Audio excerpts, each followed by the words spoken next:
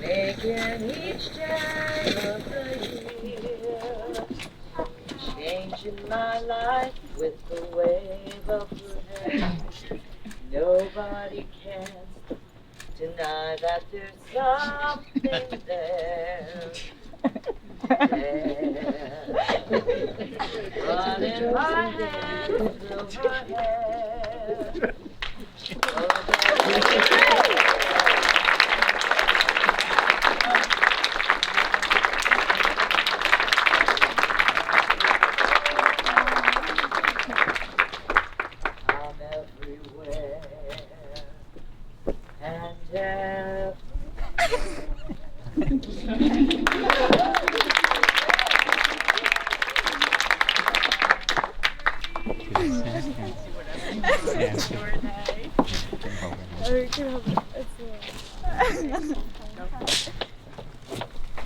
Oh, there is blessing in this gentle breeze that blows from the green fields and from the clouds and from the sky.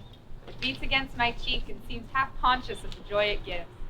O welcome messenger, O welcome friend. A captive greets thee, coming from a house of bondage, from yon city's walls set free, a prison where he hath been long immured.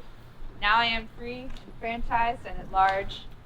May I fix my habitation where I will. What dwelling shall receive me? In what vale shall be my harbor? Underneath what grove shall I take up my home? And what sweet stream shall with its murmurs lull me to my rest? The earth is all before me, with a heart joyous, not scared at its own liberty. I look about, and should the guide I choose be nothing better than a wandering cloud, I cannot miss my way.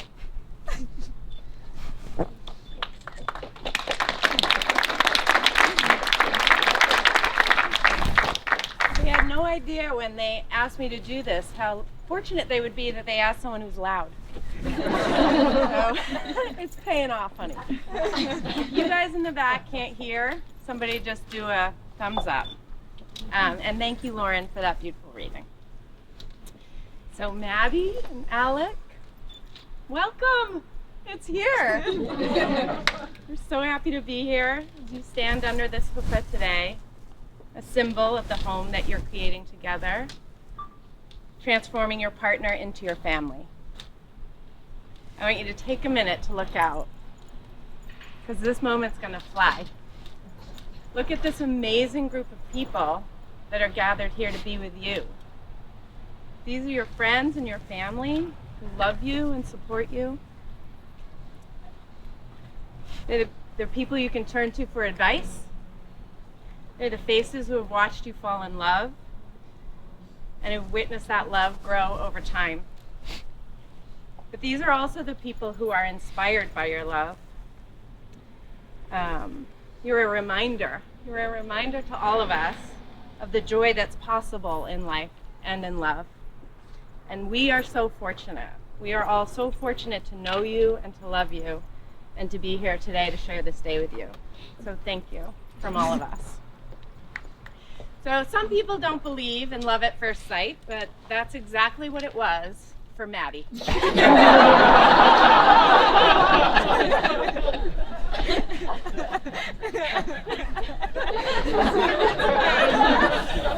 She was a first year at Berkeley, and Alek in his 7th year was organizing an English department soccer team. And Maddie was immediately taken in by this cute guy in his tiny shorts, high socks, who was both supportive and also totally fired up. And Alek, he was just super excited that lots of really great people wanted to play soccer.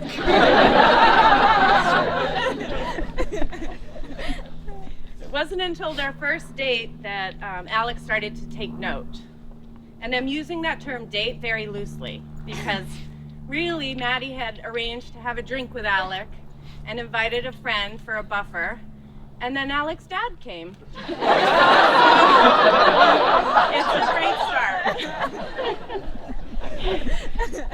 But this was the first time that Alek had seen Maddie wearing something other than a t-shirt covered in Sharpie and a pair of Dartmouth shorts. She arrived in a white floral dress with heels and makeup. She knew what she was doing. But it was her entrance that struck him the most. Because instead of walking around to the door to come in the front door of the bar, she sat on the windowsill and swung her legs over the sill and came in through the window. And Alek describes the moment with the eloquence you would expect from someone with a PhD in English. Wow. That's Maddie? There's one thing we all know about Maddie and Alek as individuals, and that's that they're all in on everything that they do. So it's not surprising that when they look back, it's difficult for them to remember the moment they fell in love. It sort of feels like they were always in love. But they definitely agree that on their second date, they knew they had found a perfect partner in each other. There were many magical moments that day, some which probably we shouldn't talk about. It ended with them driving home from the beach with no cell reception and no desire for regular radio, but really wanting music. You know what? Is that perfect? Meant to be. And it was exactly like today. They sang together in the car, and they shuffled their playlists from Joni Mitchell to R. Kelly to Simon and Garfunkel, and then Alek's wild falsetto rendition of Raggle Taggle Gypsy. Not gonna do it. We're not gonna do today, but as Maddie said, it was a delight of familiar and new and surprising. And it was the best. And as Alek says, he knew that if he could sing with this person simply because they wanted to listen to music, that they would always be able to find some joy in this world together.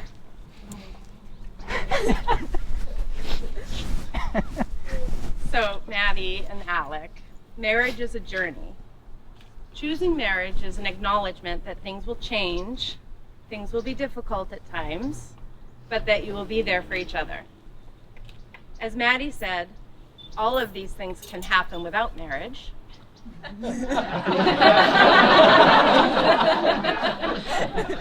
This one's for you. You don't need a piece of paper from the city hall, keeping you tight and true. No. Marriage is acknowledging your shared commitment to values and family and love and friends and this life that you co-create. So do you, Maddie and Alek, with your family and friends as your witnesses, present yourselves willingly and of your own accord to be joined in marriage? I do. I do. Do you, Maddie, knowing Alek's love for you and returning it, take him to be your lawfully wedded husband? I do. And do you, Alek, knowing Maddie's love for you and returning it, take her to be your lawfully wedded wife? I do. So please turn to each other and share the vows that you've written, and I'll bring you.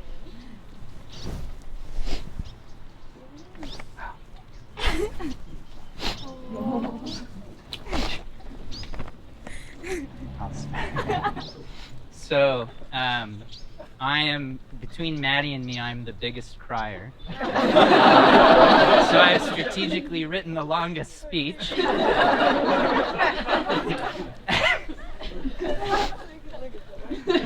Okay. Maddie, I love you more than anything in the world. It's a phrase I say to you every day before bed, after I kiss the back of your shoulder, when my heart swells, when I can't contain my affection for you. It's okay.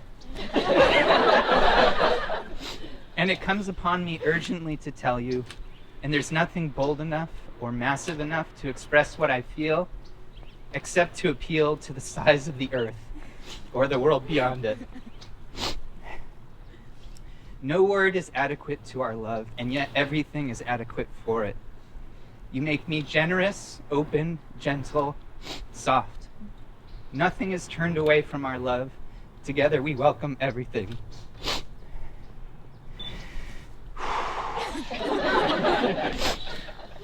I think everyone or many people might expect us to quote literature in our vows.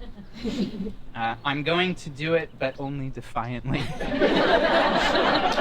To find words for why literature can only be tricked into expressing our love, or fail at it. From Virginia Woolf's The Waves. What is the phrase for the moon, and the phrase for love? I need a little language such as lovers use. Words of one syllable, such as children speak when they come into the room and find their mother sewing and pick up some scrap of bright wool, a feather, or a shred of chintz. I need a howl, a cry. We'll express our love, end quote. We'll express our love in the completed arc of our lifetimes together. Started 4 years ago on the soccer field, publicly committed to here, and for the rest of our lives. In every word exchanged, every thought, action, small or large, life change, everything, all these things and the beyond that they signify. Our love won't be heard or read, but lived and felt. We hold up our love like a scrap of bright wool or a feather. And yesterday, walking through the hills in Chabot, in the shade of the bay and oak, we already did this. We picked up a blue jay's feather, held it into some dappled light, and told each other why we found it beautiful. The blue, the stripes. Our love is tangible in exactly this way, in those moments.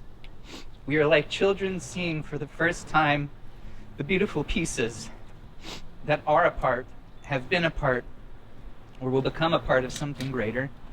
A bird, a nest, a scarf, the California hills, weaved into the fabric of life. We have an excess of language such as lovers use, enough to share. Just call the Wawona hotline.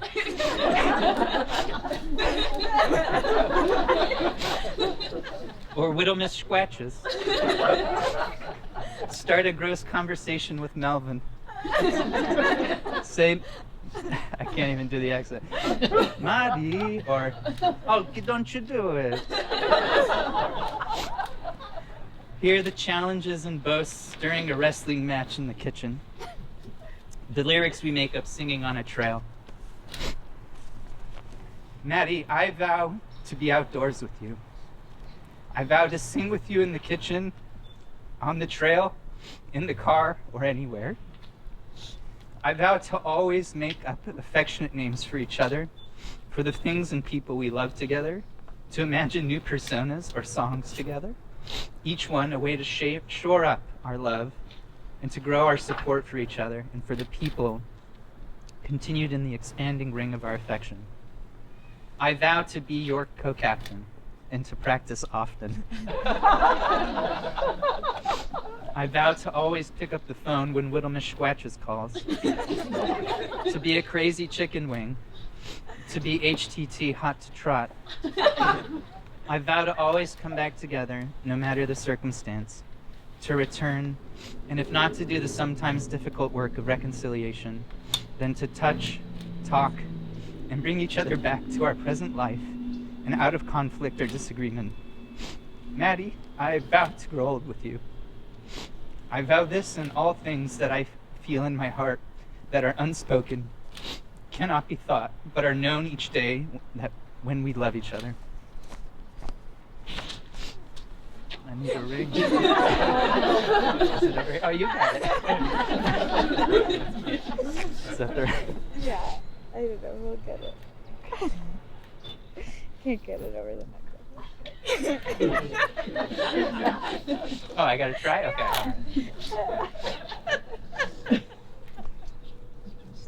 I don't think it's Maybe if we twisting. do. Any tricks? Oh, you got it. Thank you. Okay. That was...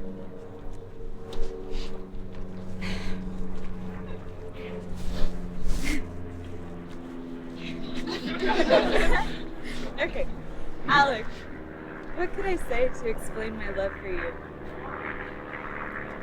Kari asked me for my favorite memory of you, and I couldn't answer. Every time you come home and walk in the door, every time we make up a new song, I can't stop singing it. I think of a scene we repeat often. Running together in a new or loved place, our legs falling in pace, we stop to look up at the light glancing on the trees, at once so familiar and yet so unexpectedly beautiful. Maybe this is the only way I can describe our relationship now. A daily routine of kindness and thoughtfulness and joy that is, to me, inseparable from you. I love you as you are and for who you are. And I love the life that we have created together, the kind that welcomes strangers into our home, that erupts into dance at 11 p.m., that fully adopts the persona of a sock puppet. Somehow you bring me both stability and spontaneity, absolute support and absolute delight. And I feel that this is something we will always bring to each other, that something has matched here in heart and humor and sentiment that has become strong and enduring. I vow to continue seeking and finding the beauty of the world together, to point it out to each other. I vow to continue seeking and finding the beauty in us, however we might change.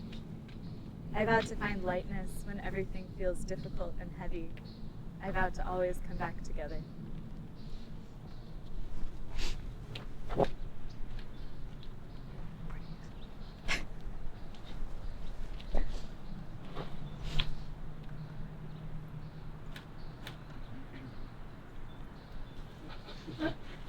Nice. Maddie and Alek, we've heard your promise to share your lives in marriage. We recognize and respect the vows you've made before each one of us as a witness. And the honesty and sincerity of what you have said and shown here today, and of what you show us every day, and in accordance with the laws of the state of California, it is my incredible honor to declare you husband and wife.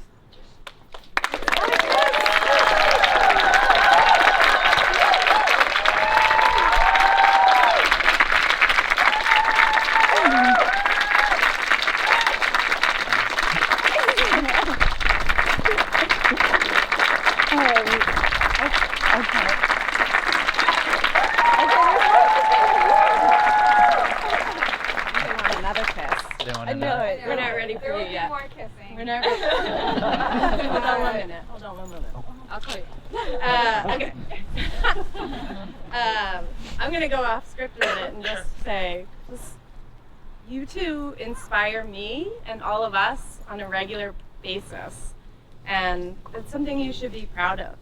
The love that you have, like to be able to come to a wedding and feel that you're behind this couple 100% is just a beautiful gift that you've given people here today. So may you always feel the blessing of a gentle breeze. May your relationship always be one of communication and love and trust.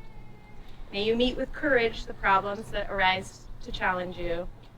And may your future together, and with little Miss Squatches, be full of nonsense words, dancing in the kitchen, strange personas, and endless song. Lauren's going to come up and she'll conclude the ceremony. So one last thing. This is a Jewish tradition of breaking glass. It reminds us of the destruction of the temple in Jerusalem and the fragility of life, and also that even on this joyous day, there will still be hard times. but I know you both are ready to take this step together. And then we will shout Mazel Tov to congratulate them. Okay, you ready? 3, 2, 1. Mazel